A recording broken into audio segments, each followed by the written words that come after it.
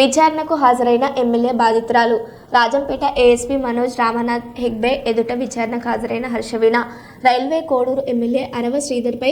జాతీయ ఎస్పీ కమిషన్కు ఫిర్యాదు చేసిన హర్షవీణ రాజంపేట ఏఎస్పీ ముందు హాజరు కావాలని జాతీయ ఎస్పీ కమిషన్ ఆదేశం. పిటిషనర్గా రాజంపేట ఏఎస్పీ ఎదుట విచారణకు హాజరైన హర్షవీణ కొనసాగుతున్న విచారణ.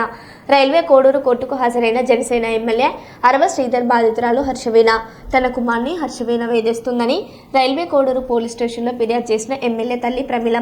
ప్రమీలమ్మ పెట్టిన కేసులో మార్చి 2న రాష్ట్ర హైకోర్టు నుంచి బెయిల్ పొందిన హర్షవీణ హైకోర్టు ఆదేశాలతో బెయిల్కు సంబంధించి షూరిటీలు స్థానిక కోర్టులో దాఖలు చేసేందుకు హాజరైన హర్షవీణ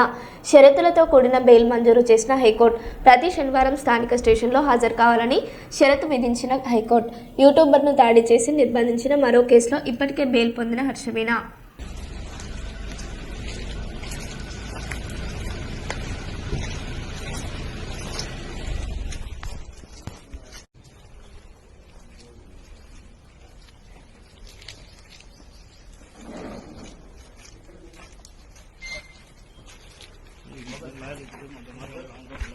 పక్కన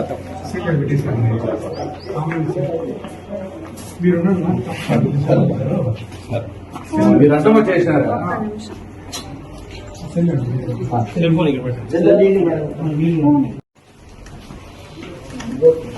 ఓకే